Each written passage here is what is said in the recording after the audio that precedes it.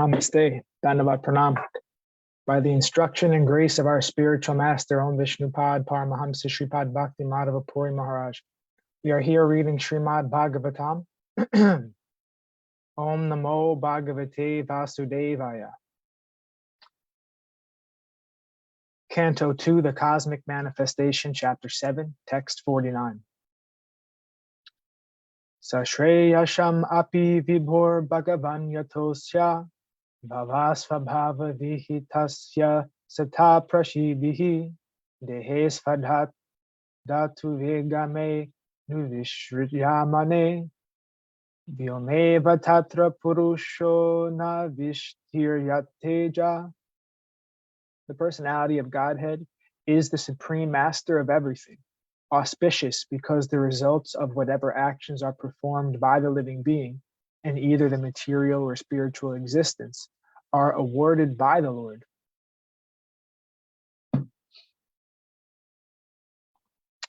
As such, he is the ultimate benefactor.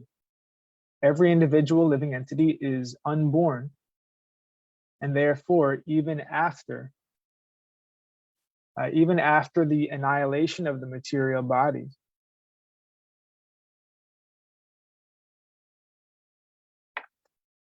even after the annihilation of the material elementary body, the living entity exists, exactly like the air within the body. The living entity is unborn. This is the purport now. The living entity is unborn and eternal.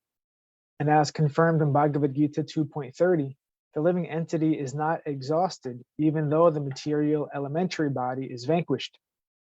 As long as the living entity is in material existence, actions performed by him are rewarded in the next life, or even in the present life.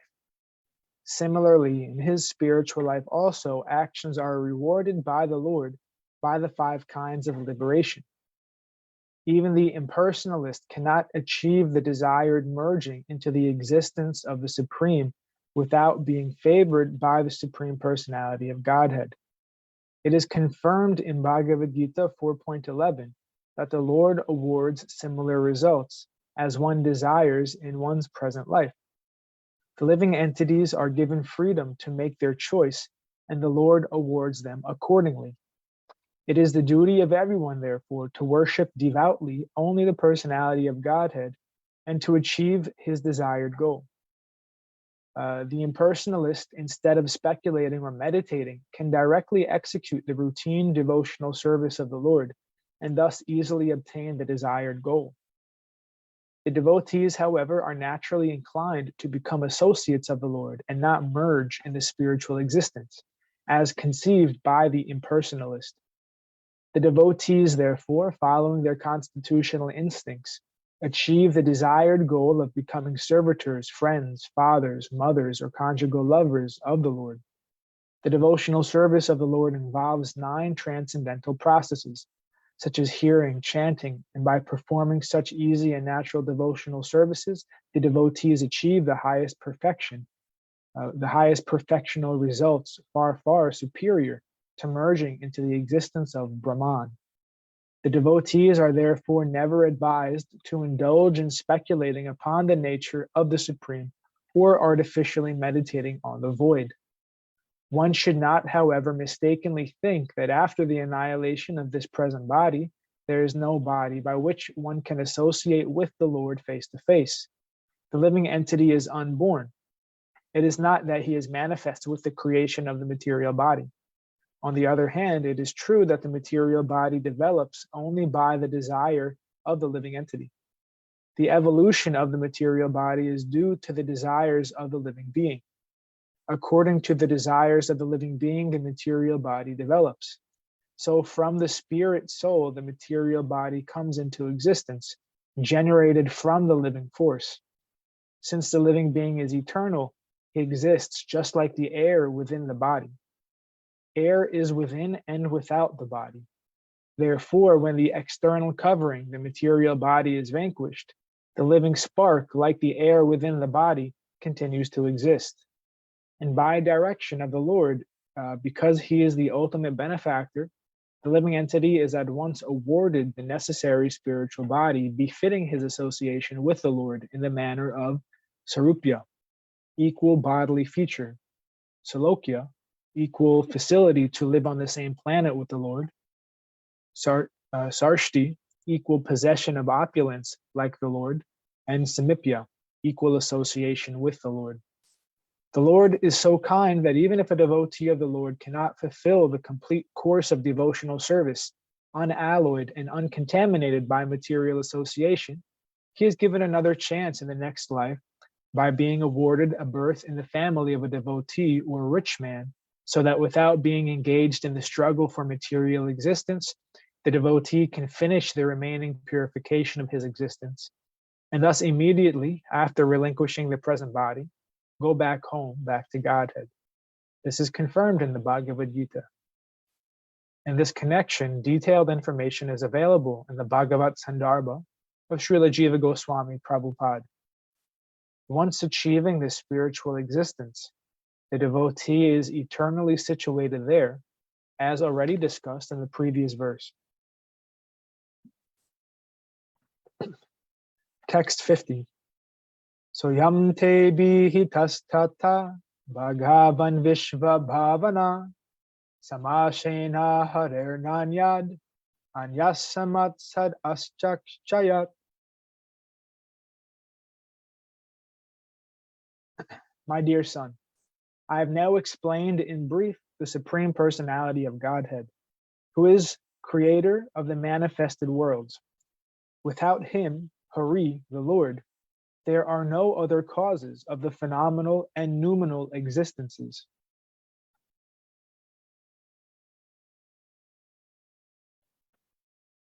Purport.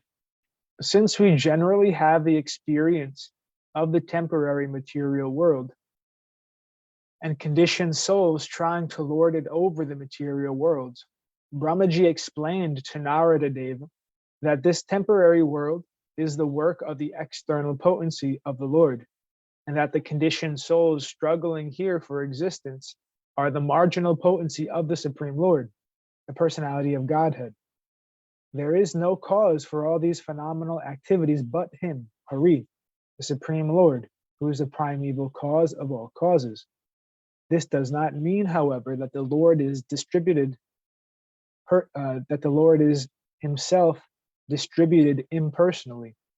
He is aloof from all these interactions of the external and marginal potencies. In Bhagavad Gita 9.4, it is confirmed that by his potencies alone, he is present everywhere and anywhere. Everything that is manifested rests on his potency only. But he, as the Supreme Personality of Godhead, is always aloof from everything. The potency and the potent are simultaneously one and different from one another. One should not depreciate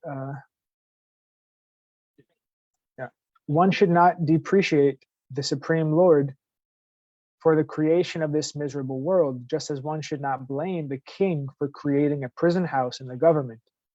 The prison house is a necessary institution of the governmental establishment for those who are disobedient to the laws of the government. Similarly, this material world full of miseries is a temporary creation of the Lord for those who have forgotten him and are trying to lord it over the false manifestation. He, however, is always anxious to get the fallen souls back home, back to Godhead, and for this he has given so many chances to the conditioned souls via the authoritative scriptures, his representatives, and personal incarnations also. Since he has no direct attachment to this material world, he is not to be blamed for its creation. Text 51. Idam Bhagavatam Nama Yanme Bhagavatoditam Sangrahoyam Vibhutinam Tvametad Vipuli Kuru. O Narada, the science of God, Srimad Bhagavatam, was spoken to me in summary by the Supreme Personality of Godhead, and it was spoken as the accumulation of his diverse potencies. Please expand this science yourself. Purport. The Bhagavatam, in a nutshell, spoken by the Personality of Godhead in about half a dozen verses, which will appear ahead, is the science of God, and it is the potent representation of the personality of Godhead. He, being absolute, is non-different from the science of God, Srimad Bhagavatam. Brahmaji received this science of Godhead from the Lord directly, and he handed over the same to Narada, who in his turn ordered Srila Vyasadeva to expand it. So the transcendental knowledge of the Supreme Lord is not mental speculation by the mundane wranglers, but is uncontaminated, eternal, perfect knowledge beyond the jurisdiction of material modes. The Bhagavad Purana is therefore the direct incarnation of the Lord in the form of transcendental sound, and one should receive this transcendental knowledge from the bona fide representative of the Lord in the chain of disciplic succession from the Lord to Brahmaji, from Brahmaji to Narada, from Narada to Vyasa, and from Vyasa to Shukadev Goswami, from Shukadev Goswami to Sutta Goswami. The ripened fruit of the Vedic tree drops from one hand to another without being broken by falling suddenly from a high branch down to earth. Therefore, unless one hears the science of Godhead from the bona fide representative of the disciplic succession, as above mentioned, for one to understand the theme of the science of Godhead will be a difficult job. It should never be heard from the professional Bhagavatam reciters who earn their livelihood by gratifying the senses of the audience.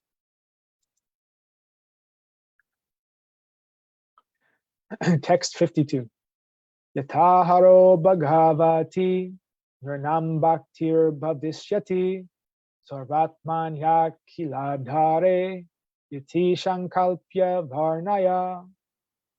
Please describe the science of Godhead with determination and in a manner by which it will be quite possible for the human being to develop transcendental devotional service unto the personality of Godhead Hari, the super soul of every living being and the summum bonum, source of all energies.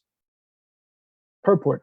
Srimad Bhagavatam is the philosophy of devotional service and the scientific presentation of man's relationship with the Supreme Personality of Godhead. Prior to the age of Kali, there is no need for such a book of knowledge to know the Lord and his energies. But with the beginning of the age of Kali, human society gradually became influenced by four sinful principles, namely illegitimate connection with women, intoxication, gambling, and the unnecessary killing of animals. Because of these basic sinful acts, man gradually became forgetful of his eternal relation with God. Therefore, man became blind, so to speak, to his ultimate goal of life. The ultimate goal of life is not to pass a life of irresponsibility like the animals and indulge in a polished way in the four animal principles, namely eating, sleeping, fearing, and mating. For such blind human society in the darkness of ignorance, Srimad Bhagavatam is the torchlight to see things in a proper perspective. Therefore, it was necessary to describe the science of God from the very beginning, or from the very birth of the phenomenal world. As we have already explained, Srimad Bhagavatam is so scientifically presented that any sincere student of this great science will be able to understand the science of God simply by reading it with attention or simply by regularly hearing it from the bona fide speaker. Everyone is hankering after happiness in life, but this age, the members of human society, blind as they are, do not have the proper vision that the personality of Godhead is the reservoir of all happiness, because he is the ultimate source of everything, Janmadasyata. Happiness in complete perfection, without hindrance, can be achieved only by our devotional relationship with him. And it is only by his association that we can get free of distressful material existence. Even those who are after the enjoyment of this material world can also take shelter of the great science of Srimad Bhagavatam, and they will be successful at the end. Narada is therefore requested or ordered by his spiritual master to present this science with determination and in a good plan. Narada was never advised to preach the principles of Bhagavatam to earn a livelihood. He was ordered by his spiritual master to take the matter very seriously in a missionary spirit.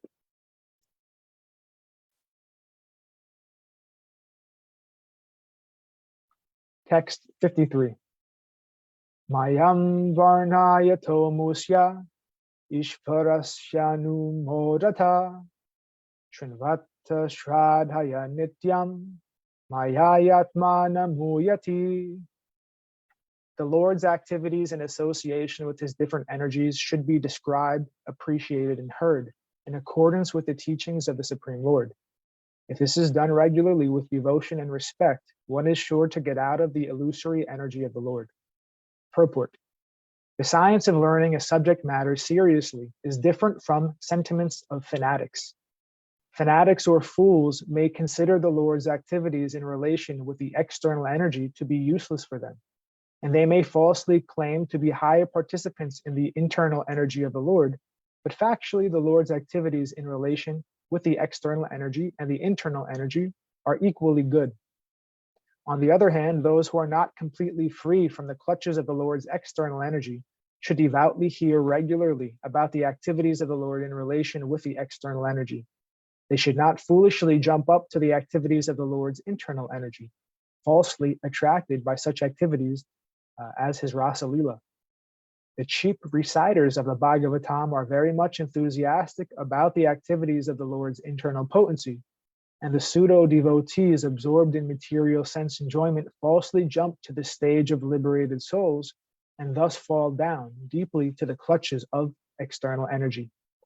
Some of them think that to hear about the pastimes of the Lord means to hear about his activities with the gopis or about his pastimes like lifting Govardhan Hill, and they have nothing to do with the Lord's plenary expansions, such as the Purusha avatars and their pastimes of the creation, maintenance, or annihilation of the material worlds. But a pure devotee knows that there is no difference between the pastimes of the Lord, either in his Rasa Lila or in creation, maintenance, or destruction of the material world. Rather, the descriptions of such activities of the Lord as the Purusha avatars are specifically meant for persons who are in the clutches of the external energy. Topics like the Rasa Lila are meant for the liberated souls and not for the conditioned souls. The conditioned souls, therefore, must hear with appreciation and devotion the Lord's pastimes in relationship with the external energy, and such acts are as good as the hearing of Rasa Lila in the liberated stage. A conditioned soul should not imitate the activities of the liberated souls. Lord Sri Chaitanya never indulged in hearing the Rasa Lila with ordinary men. In the Srimad Bhagavatam, the Science of God, the first 9 cantos prepare the ground for hearing the 10th canto. This will be further explained in the last chapter of this canto. In the 3rd canto, it will be more explicit. A pure devotee of the Lord, therefore, must begin reading or hearing Srimad Bhagavatam from the very beginning, and not from the 10th canto. We have several times been requested by some so-called devotees to take up the 10th canto immediately, but we have refrained from such an action because we wish to present Srimad Bhagavatam as the science of Godhead, and not as the sensuous understanding for conditioned souls. This is forbidden by such authorities as Sri Brahmaji. By reading and hearing Srimad Bhagavatam as a scientific presentation, the conditioned souls will gradually be promoted to the higher status of transcendental knowledge after being freed from the illusory energy based on sense enjoyment. Thus end the Bhaktivedanta purports of the 2nd canto, 7th chapter of Srimad Bhagavatam entitled Scheduled Incarnations with Specific Functions. Thus ends our reading for today. We will continue from chapter 8, Questions by King Parikshit, on Monday. Jai Om Vishnupad Paramahamsa Shripad Bhakti Madhava Puri Maharaj Ki Jai. Jai Srila Prabhupada, Srila Guru Maharaj, Srila Gurudev, Srila Acharya Dev, Srila Shanta Maharaj Ki Jai. Jai Rupanuga Guru Varga Ki Jai. All glories to the assembled devotees, all glories to the worldwide devotees, Sama Bhakti Veda Vrinda Ki Jai. Jai Nrsinga Puli Dham Ki Jai, Navadvip Dham Ki Jai. Jagannath Puri Dham Ki Jai, Baladev Subhadra Jagannath Ju Ki Jai, Ganga Mai, Yamuna Mai Ki Jai, Vrindavan Dham Ki Jai, Giri Govardhan Gupta Govardhan Dham Ki Jai, Sham Kund Radha Kund Ki Jai, Tulsi Devi Bhakti Devi Vrinda Devi Ki Jai. Jai Srimad Bhagavatam Ki Jai, Harinam Sankirtan Yagya Ki Jai, Scientific Sankirtan Yagya Ki Jai. Jai Kartik Vrat Ki Jai, Princeton Bhakti Vedanta Institute Ki Jai, Sri Chaitanya Saraswat Institute Ki Jai, Sri Chaitanya Saraswat Mat Ki Jai, Tadiya Shaka Mat Ki Jai. Nitai Gaur Pramanandi, Hari Hari Hari Bol, Dandavat Pranams, Hare Krishna.